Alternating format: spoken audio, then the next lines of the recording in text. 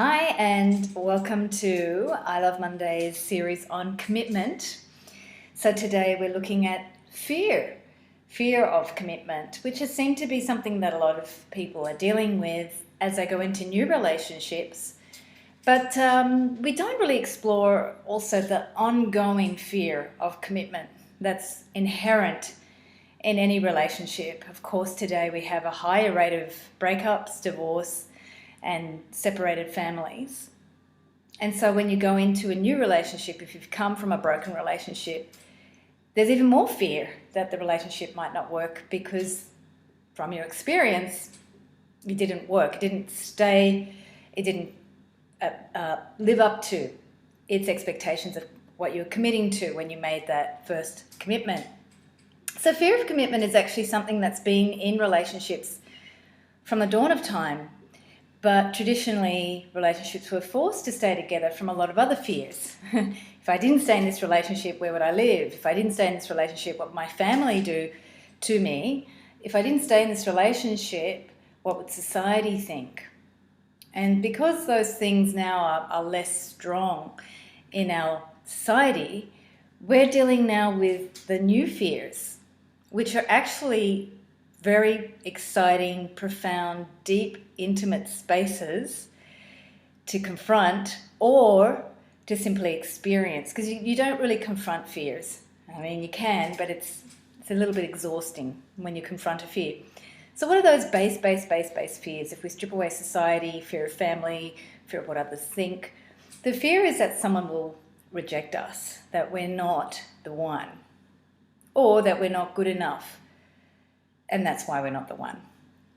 And that basic fear really comes down to when we commit to someone in a love relationship, we're actually calling in that mother love or that basic attachment to the first love that we had when we were born, when we were in our mother's womb, and we felt one, when we felt divinely protected and supported and loved and nurtured. So when we go into love, the oxytocin and the other chemicals that inspire that process reconnect us to that desire for that intimate love and to be told that you're perfect just the way you are. I love you just the way you are. I want you just the way you are forever and ever and ever. And so when we do strip away society's demands about commitment, these deeper fears of commitment come up. So often we've heard about people say, oh, he's got a fear of commitment. He won't fess up. He won't commit to the relationship. He's happy to just keep it loose. But there's actually an underlying fear that all of us live and breathe with, whether you're in a relationship, whether you've had them, whether you're looking for one. It's actually, is this going to be the one? Is this person going to choose me? And then if you do move beyond that and you're not staying in the relationship, or you've had a casual relationship and it's finished, what are you actually committing to? So for those of you who are going through relationships that are more casual, or you're into having casual intimacy, and you experience yourself having maybe an intimate connection and then it's gone, there's another level of commitment, because you begin to see in yourself that you're choosing not to have maybe a monogamous or committed long-term-ish relationship, but you're actually committing to another aspect of yourself to be fulfilled, met, seen. So I look at sexual commitment sometimes as not always just what are you committing to in a monogamous relationship, but what are you committing to receiving with your body. If you are not going to be committed to one person, what are the boundaries around that ability to have intimacy with others? What are you going to explore, and what will you not tolerate? So there's always commitment at any intimate level of relationship. However, when you do choose to bond with someone, that fear of commitment is so much more connected to that fear of the person not liking you at some level. And what mystifies me still is that people somehow think that just because you're in a relationship or that you have a successful relationship, they seem to think that you don't live with those fears. They seem to think that the fear of your partner rejecting you or being upset with you or criticizing you doesn't happen. The nature of any love relationship is that we're looking for that original attachment with our mother, with our divine love, where we felt protected. And any relationship, no matter how supportive you are of each other, has to stir up those fears, because anything that's not resolved from when you were young, even in utero, even things in your family environment that you just picked up amorphously as a kid, anything is going to be triggered in that new love relationship where you commit to someone, because it's just that sort of vulnerable, intimate space exactly for all of those things that we just can't process anywhere else, because that's where you do it. You do it in those intimate love relationships. So commitment is something that we're really redefining in this time. We're looking at stripping away society's concept of commitment and coming into an individual definition of commitment. And if you've done dating websites or experienced online profiles, you'll see there's a lot of definition about what commitment means to you. And that's important, because we're not taking cookie cutters and saying, I'm this cookie cutter. And you'll even see in the online profiles, people take a cookie cutter term and say, well, I'm sort of version of that, plus a bit of this, and there's something else. People are really getting creative with what they're committing to. And there's a freedom in that, a freedom that we've never experienced culturally for very, very, very long periods of time. Perhaps in some cultures, they've had this ability to really self-define what you're committing to. What it does bring up is insecurities in terms of when you meet someone, do you have the same system of commitment or concepts of commitment, or do you have a system of commitment that's compatible with your new mate? Even when you're with someone for a while, these questions will continue to come up. So commitment's not only a new self-determined process that we're working through. Of course, we're still going to use those institutional versions of commitment and define it how it means uniquely for us.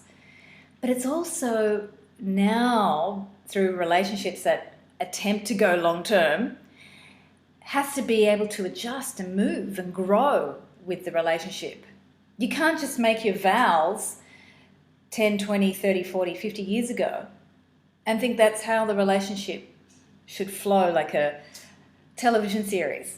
We're not the honeymooners anymore. We've evolved as a society, as a civilization, and then also through our media, we've become discussing about all of these topics of relationship. We're forming a new dialogue about commitment, love, and relationships, and that's why you'll see a lot of relationship coaching right now, a lot of couples counselling, a lot of things about online dating and how to create that perfect love, because love isn't perfect. So how do we bring the process of growing and expanding into commitment? See, commitment, by the definition or the concept of the word commitment, has implicit that it's kind of fixed. You're committing to some thing or a list. And that's just kind of a little bit like square, especially when it comes to love, and especially when we're not working with such a society-determined model of love and long-term relationship. So this gives a lot of freedom, okay?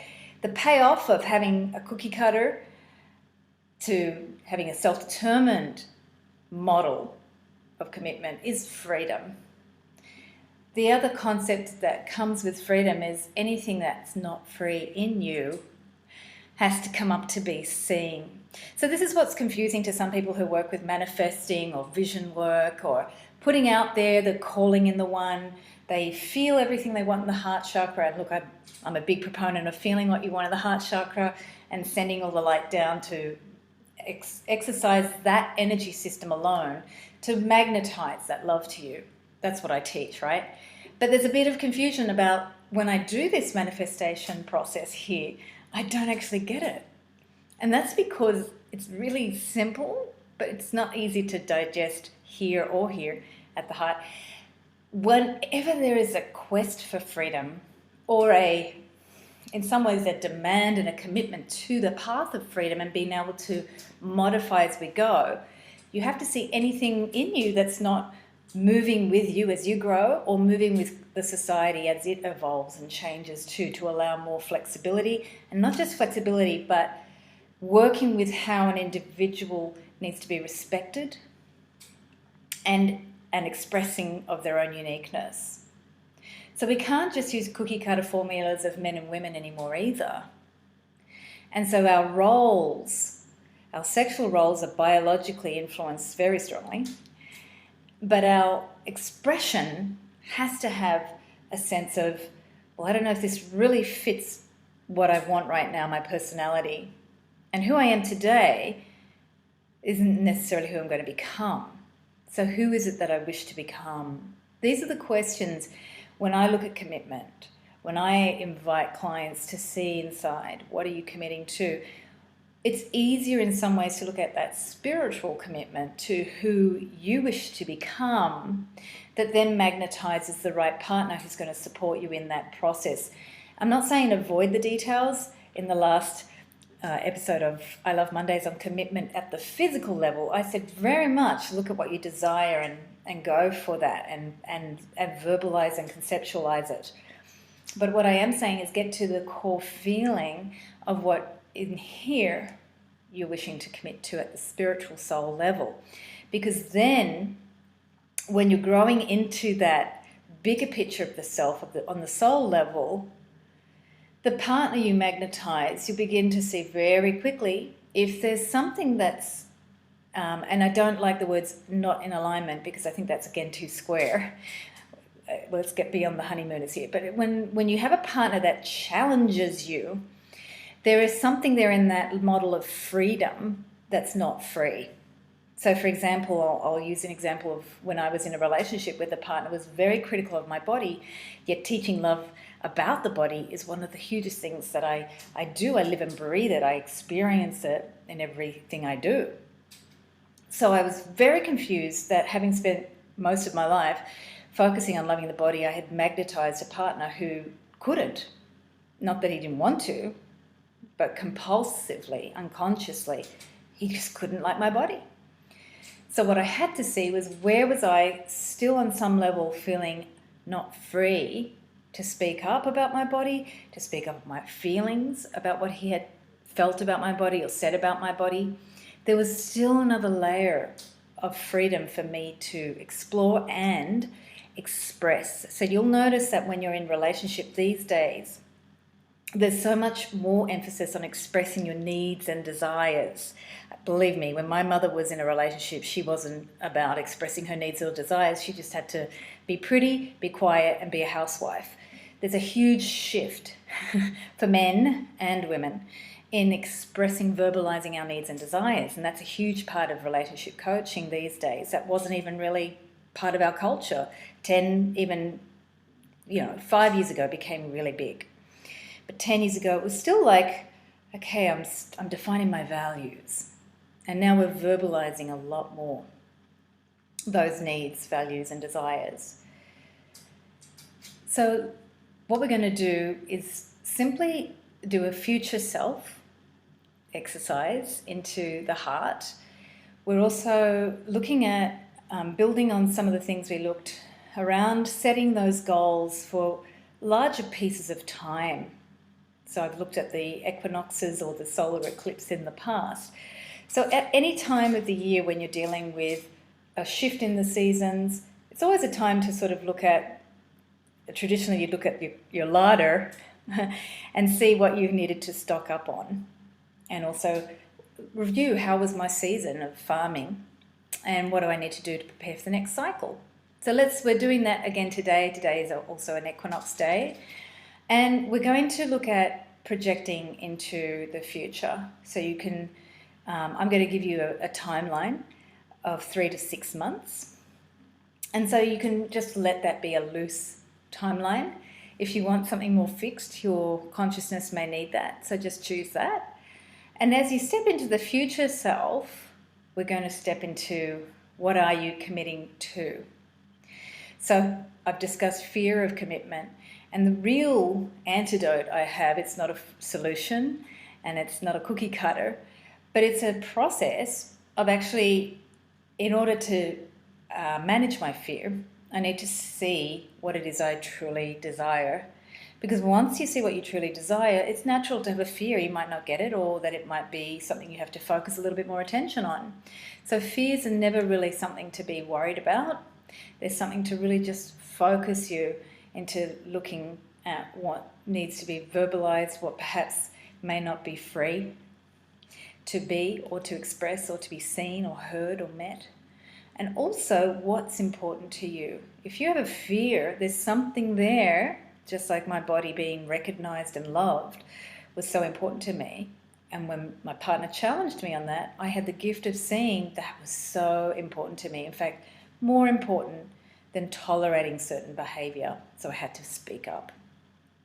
Okay, so we're going to bring our vision exercise into our body and our feeling part of the body, and also step into the future self. So as you begin to close your eyes and notice the energy around the heart and chest area, bring your awareness to the breath. And as you breathe in, see if you can breathe in more air into the upper chest, collarbones, maybe even your cheeks, cheekbones. And as you exhale, just letting that part of the face, neck, chest, lungs just start to soften. So we're going to play with really filling up that top part of the body from the heart to the nose. Breathing in collarbones, cheekbones, even the top cavity of the head, some nice sinus cavities, and then exhale and relax even more into the front part of the face, cheeks, lips, softness around the throat, neck, and collarbones. Even letting the collarbones sink a little. And just one more time, as you breathe into the upper chest, cheeks, nose, top part of the brain, top of the head, and let go completely. So all of that air just sinks. So your body actually starts to sink into the heart itself, your upper cavities of your head, cheekbones, maybe even some of the back part of the skull starts to sink into the heart and the chest.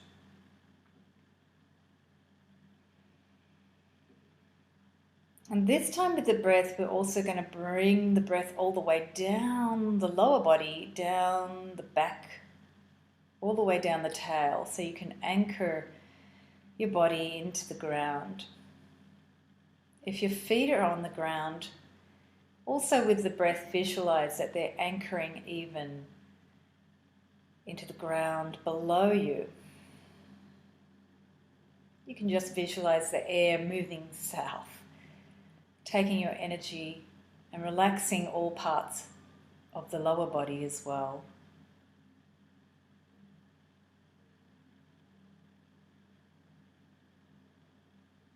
And then in the center of the chest, visualize a golden light.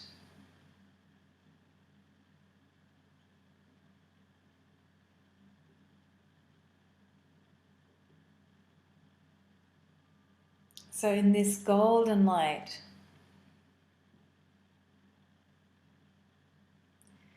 you can actually celebrate one aspect of yourself that you have already committed to in your life.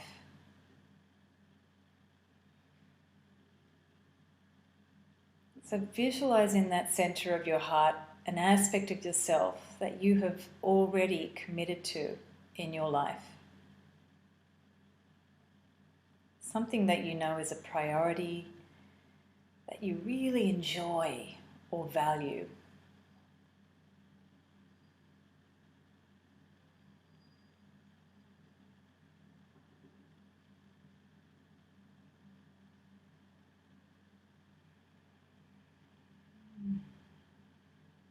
You can even see yourself either having fun with that aspect of yourself, doing something that shows you how much you honor that part of yourself, or with someone who celebrates it with you. So see yourself actually doing something, or bring up a memory where you truly honor and celebrate that aspect of yourself that you commit to.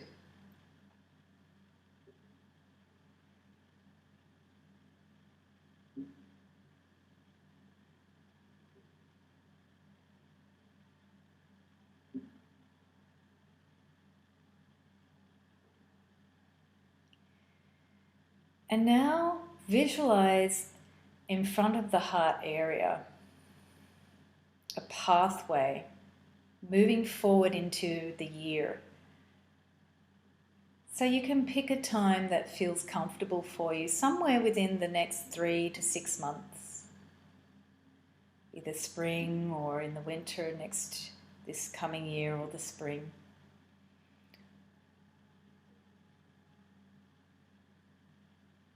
Or whichever period of time feels comfortable for you right now. Just visualize a golden path actually extending out in front of you into your future.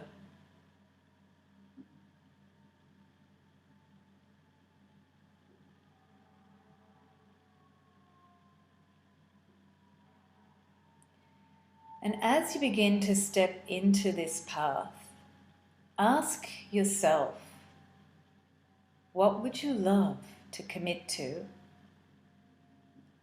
in the next period of time, in that 3 to 6 month period? What would you love to commit to?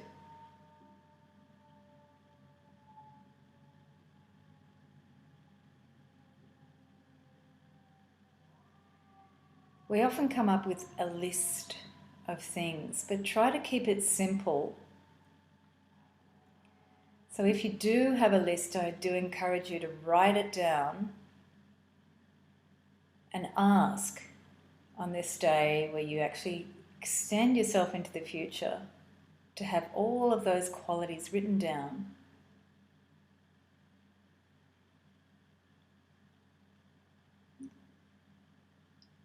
And then with all of those qualities in your list that you wish to commit to, or that one experience, surround it in a bubble of pink light. So all of those desires, experiences, aspects of yourself that you wish to commit to, visualize them surrounded in a light of pink, a bubble of pink light, and send them out into that future timeline.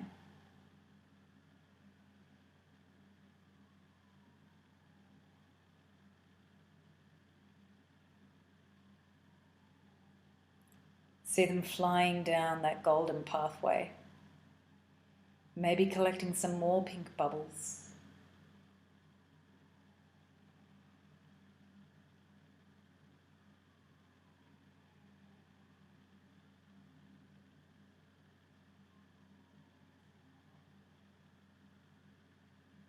This time you can just begin to visualize your own body walking down the path. And as you move down the path, witness what potential actions or people you might meet, or experiences you might enjoy as you experience what you're committing to. It could just be a way that you feel in your body, the way that you're smiling and noticing your own emotional freedom, joy, or a stronger sense of self. Maybe you're working in a new job and experiencing that new environment So visualize that future self having all those aspects you desire and experiencing them through what you do.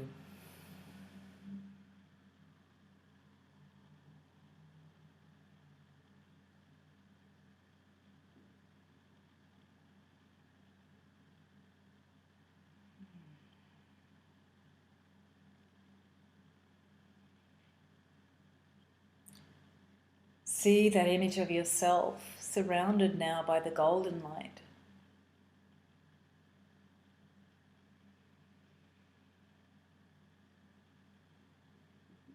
And just ask for the blessing to receive everything that you desire, and also the ability to see anything that you may need to look at in order to enhance that desire. So to receive that gift with ease and grace,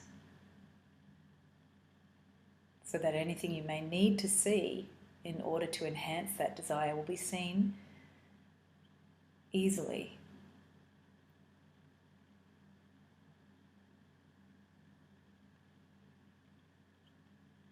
Including any of those fears.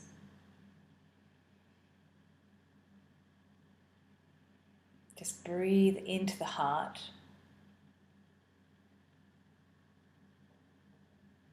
And feel the energy of ease and grace in the heart now, receiving your desires.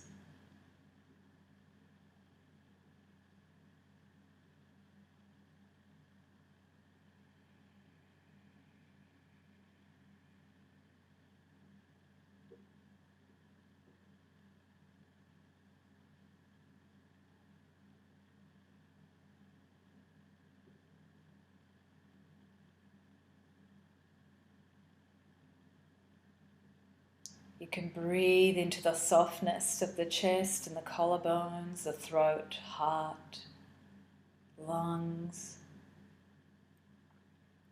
Notice what it's like to actually receive.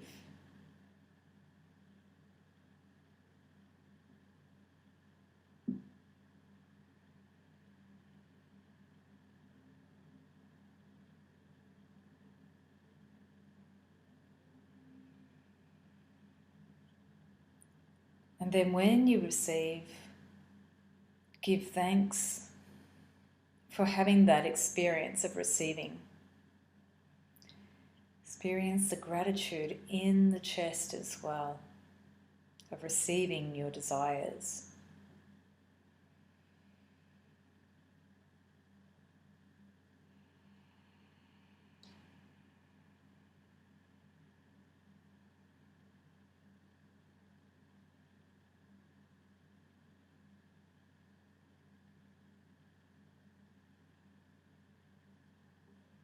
And when you're ready, breathe into all of the top of the head.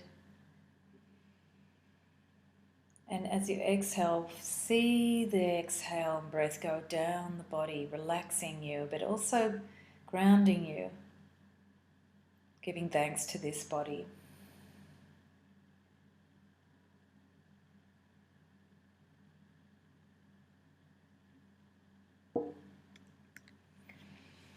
One thing I've noticed in terms of commitment and working with the heart and committing to the aspects that I wish to become in the future self is that often I will reach a point in that future and I actually have received what I desired 6 months ago or 3 months ago, yet I haven't actually acknowledged it.